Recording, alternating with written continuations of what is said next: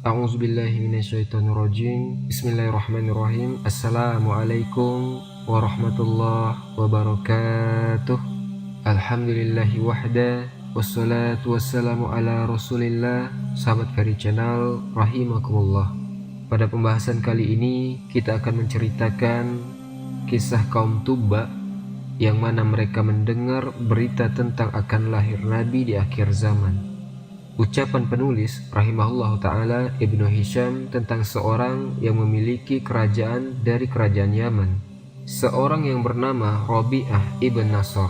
Orang ini bermimpi yang mimpinya menurut orang ini adalah mimpi yang sangat mengerikan. Karena itu raja bernama Rabi'ah ibn Nasr ini dia mencari-cari takwil, tafsir dari mimpi yang beliau alami. Maka dia pun mengumpulkan seluruh tukang sihir, dukun, paranormal, tukang ramal bintang, dikumpulkan semuanya. Dikumpulkan untuk mentakwilkan mimpinya.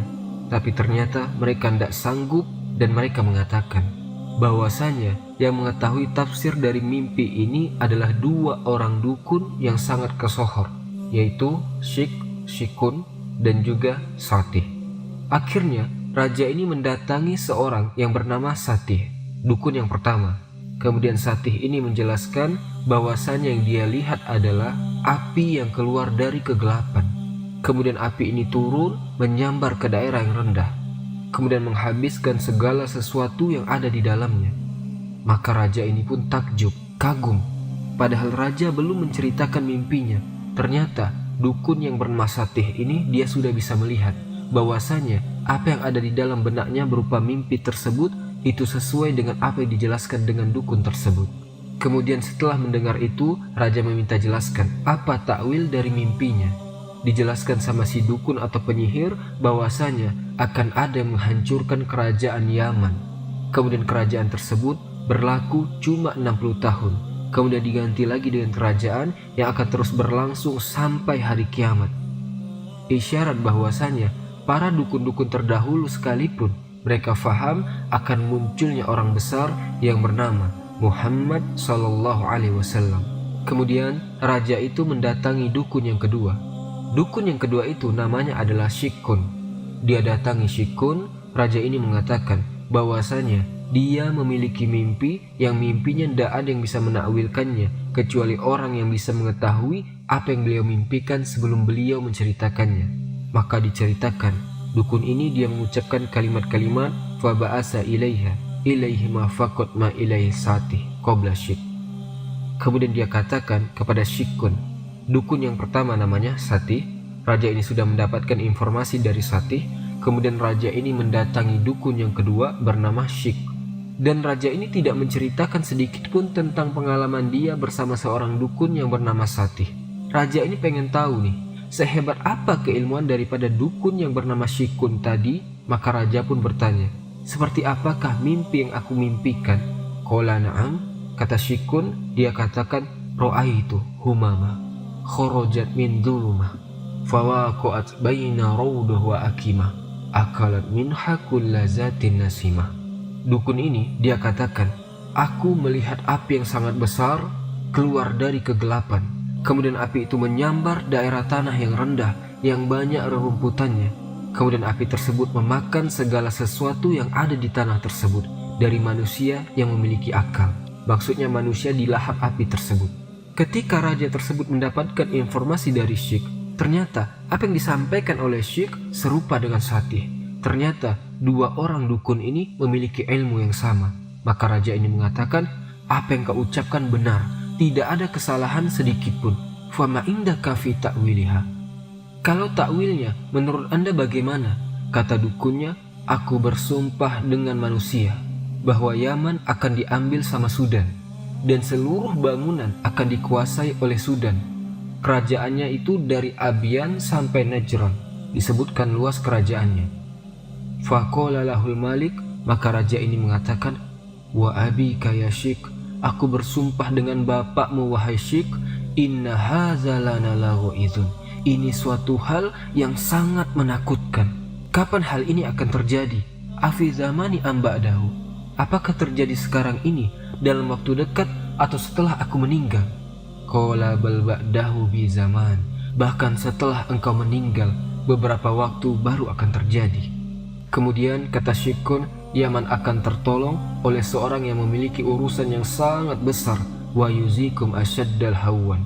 Dan nanti musuh-musuh Yaman akan diusir, dihancurkan dengan penuh kekerasan, dengan penuh kehinaan, diusir menjadikan mereka hina. Ditanya sama raja, siapakah yang memiliki kedudukan yang agung ini? Siapakah orang yang akan menguasai Yaman? Ghulamun laisa badani wala muddan. Dia adalah seseorang yang tidak terlalu tua, tidak pula terlalu muda. Kalau menurut pendapatku, kata Syikun, dia adalah dari keturunan keluarga Ziyazan. Fala yatruk ahadan minhum bil Yaman. Dan tidak ada seseorang pun orang Yaman yang akan disisakan. Orang Yahudi, bukan Nabi Muhammad, bukan. Dan nanti kita akan tahu kisahnya. Kemudian dikatakan lagi, orang ini yang memiliki kekuatan. Yaman dikuasai Sudan, kemudian setelah itu akan dikuasai lagi oleh seorang raja, yang raja ini akan menghancurkan seluruh orang-orang Yaman. Kemudian ditanya, apakah raja ini kekuatannya? Kerajaannya akan terus panjang atau terputus? Bal yanqati bi rasulin mursal.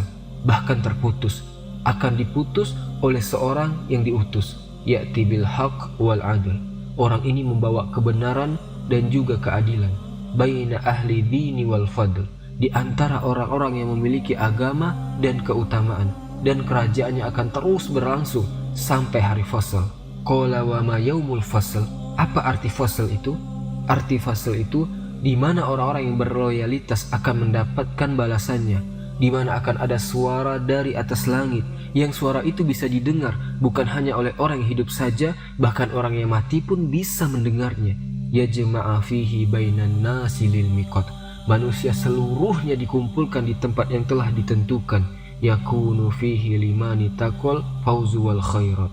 Maka hari itu adalah hari yang sangat menyenangkan bagi orang-orang yang bertakwa dan juga orang yang berada di atas kebaikan demi kebaikan.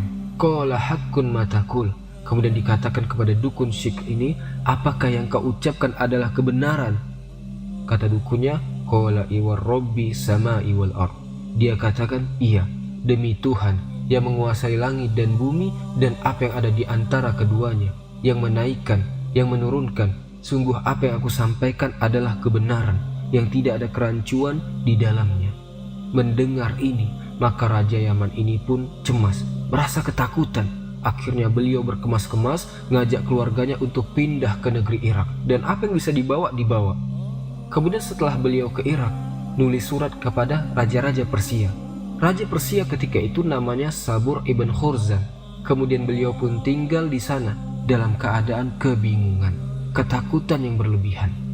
Ikhwatal iman rahimani wa rahimakumullah. Kemudian setelah Raja Yaman ini mati, Rabi'ah ibn Nasr meninggal, maka kerajaan dipegang oleh seseorang yang bernama Hasan ibn Tubban dari keluarga Tubba. Panggilannya Abu Kar. Bapaknya Hasan namanya adalah Tubban. Dia kalau ke Yaman, ke Damaskus itu mampir ke Madinah. Dan ketika di Madinah, beliau menikah dengan orang Madinah. Kemudian Raja Yaman ini dia menempatkan seseorang anak di sana di Madinah. Tapi ternyata anaknya ada yang membunuhnya secara diam-diam, disergap, terus dibunuh oleh penjahat yang tinggal di Madinah.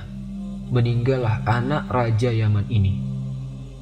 Maka mendengar kabar itu, maka beliau pun marah dan mendatangi Madinah, bawa pasukan banyak dengan niatan memerangi Madinah. Maka orang-orang Ansor, Yastrib ketika itu mengumpulkan seluruh warganya, dipimpin oleh Amr ibn Tollah.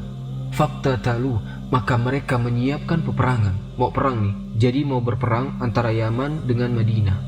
Cuma unik orang-orang Ansor, orang Yastrib ini teman-teman, ketika datang tentara Yaman menuju Madinah, maka ketika siang ini mereka berperang, saling bunuh.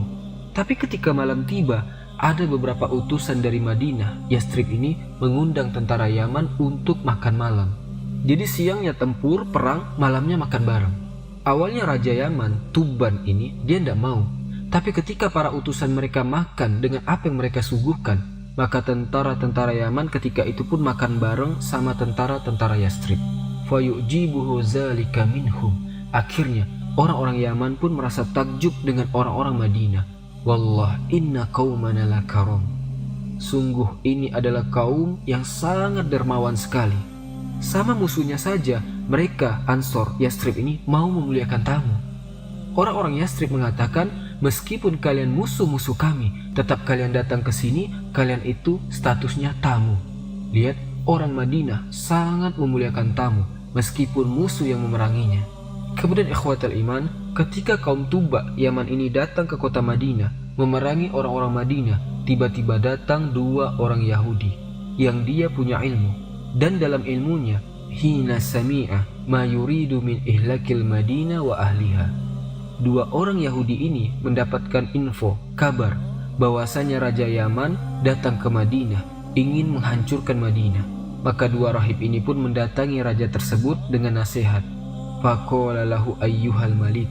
Maka kedua utusan ini, kedua orang alim ini dari kalangan Yahudi, ahli kitab, mengatakan, hai raja, la taf'al, jangan kau lakukan, jangan kau bunuh penduduk Madinah, jangan coba-coba memerangi penduduk Madinah, mengusir penduduknya, kemudian kau bantai, jangan. Fa innaka in abaita illa ma turidu hila bainaka wa bainaha. Kalau kau tetap ngeyel, ingin tetap bantai penduduk Madinah, pasti ada yang menghalangi engkau. Kau tidak akan sanggup. Walam na'man alaika ajilal ukubah. Bahkan kami berdua merasa tidak aman kalau akan ada azab yang akan menimpa kepada kalian semua. Maka Raja Yaman ini mengatakan kepada kedua rahib itu, lima zalik, kenapa demikian? Faqala hiya muhajarun nabiyyin. Kalau kau ingin tahu, sungguh kota Madinah adalah tempat hijrahnya seorang nabi. Lihat, orang Yahudi faham, orang Yahudi itu kan Bani Israel, pengikut Musa alaihissalam. Dari Mesir kan mereka. Setelah dari Mesir, mereka pindah ke Damaskus, Palestina, Suriah. Mereka tinggal di sana. Bagaimana perjalanan mereka dari Mesir menuju Damaskus? Yakni lewat Laut Merah, terbelahnya Laut Merah. Ketika mereka tinggal di Damaskus, Nabi Musa memberikan wasiat, Nabi kalian nanti adalah Nabi yang akan hijrah ke tempat yang banyak pohon kurmanya. Ini murid-muridnya Musa terus memberikan wasiat. Akhirnya mereka mencari-cari tempat yang banyak pohon kurmanya, dan mereka mendapati Madinah. Karena itu, sebelum Nabi SAW hijrah ke kota Madinah, beliau mendapati banyak sekali orang-orang Yahudi. Apa yang mereka lakukan? Bukan bisnis kurma, bukan. Tapi mereka menanti Nabi yang mereka nanti-nantikan. Mereka tahu ini adalah tempat hijrah. Karena itu orang-orang Yahudi mengatakan, hiya muhajar. Ini adalah tempat Nabi tersebut akan hijrah. Yakhruj min hazal haram min Quraisy. Yang akan keluar dari Mekah. Dia terusir dari Quraisy fi akhiri zaman. Nanti Nabi itu akan keluar di akhir zaman. Dan inilah negeri Madinah yang akan menjadi tempat tinggal sekaligus rumah beliau sallallahu alaihi wasallam. Orang Yahudi faham ya tentang Nabi Muhammad sallallahu alaihi wasallam. Akhirnya dua orang Yahudi ini mencoba untuk mengurungkan niat sang raja. Mereka menghalanginya. Kemudian apa yang terjadi? Waro'a anna lahu ma'ilman.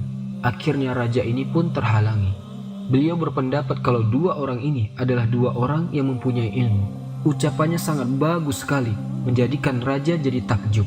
Akhirnya raja pun sepakat meninggalkan Madinah. Wa taba'ahuma ala dinihima.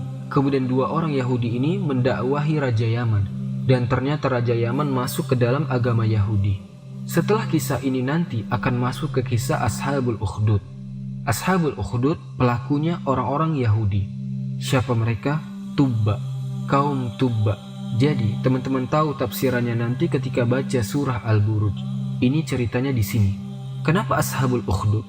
Nih Tubba, dia mendakwakan orang-orang Yaman. Ternyata orang-orang Yaman yang tidak mau masuk ke dalam agama Yahudi bakar. Siapa yang dibakar? Nasrani. Nasrani ketika itu kaum muslimin. Ada yang selamat terus melaporkan kepada Raja Romawi dan mengutus Abraha.